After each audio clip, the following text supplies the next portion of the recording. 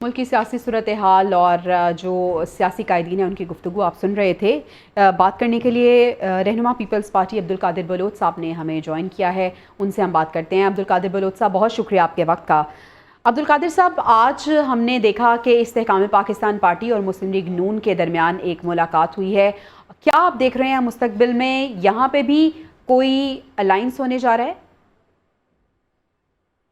जो चीज मेरे समझ नहीं आ रही है वो ये है कि मुस्लिम लीग हर तरफ हाथ मार रही है मुख्तलिफ पार्टियों को साथ मिलाने के लिए।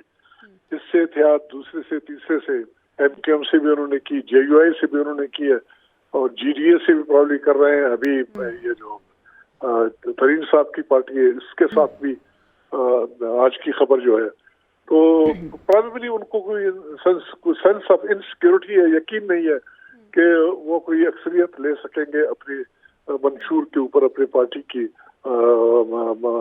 अपना प्रोग्राम को सामने पेश करके।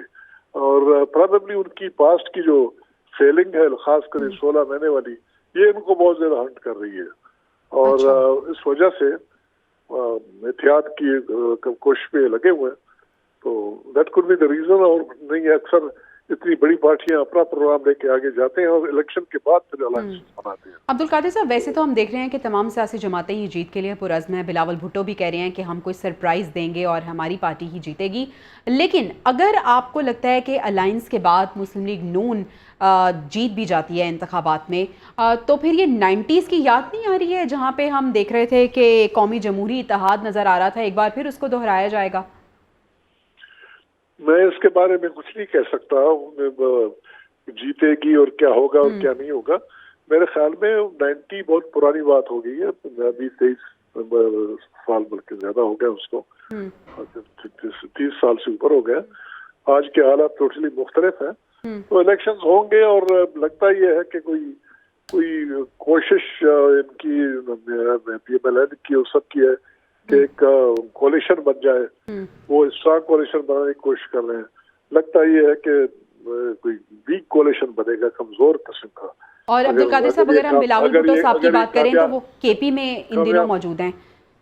क्या वो कामयाब हो जाते हैं तो और हमारी पार्टी सोलो जा रही है इंशाल्लाह। और आप रिस्पांस देख रहे हैं KPK में किस किस्म की रिस्पांस है।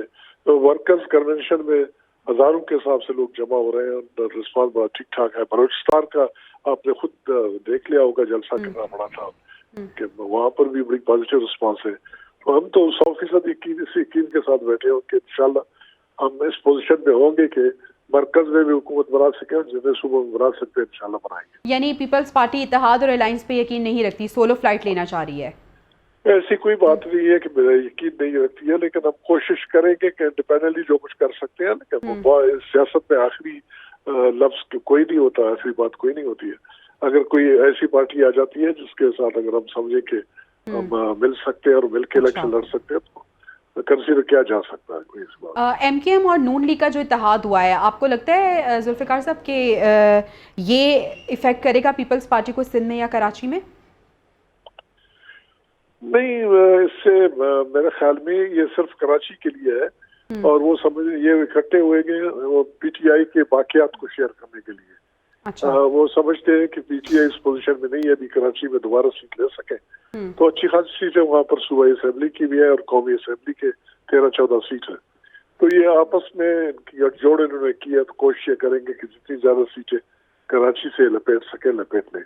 क्योंकि जहाँ तक MKM का ताल्लुक है, MKM अल्ताफ सैर वाला MKM नहीं है। अल्ताफ सैर वाला MKM को यहाँ से 22-23 सीटें मिल रही थी।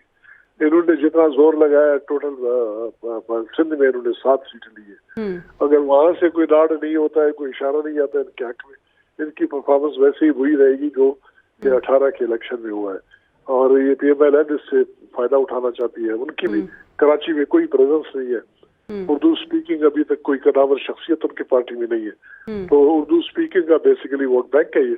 तो अभी इस तरह से ये मिलेंगे तो कुछ न कुछ बांट सकेंगे, कोई न कोई ले जाएगा अपना हिस्सा। ठीक है अब्दुल कादिर बलोच साहब, हम देख रहे हैं कि इंतखाबात जैसे जैसे करीब आ रहे हैं, बिलावल भुट्टो साहब यकीनन उनकी मकबूलियत है, अवामी मकबूलियत वो रखते हैं और अपना बयानिया भी वो पेश कर रहे हैं। बाकायदा तौर पे पाकिस्तान तहरीक इंसाफ अपना मंशूर कब पेश करने जा रही है?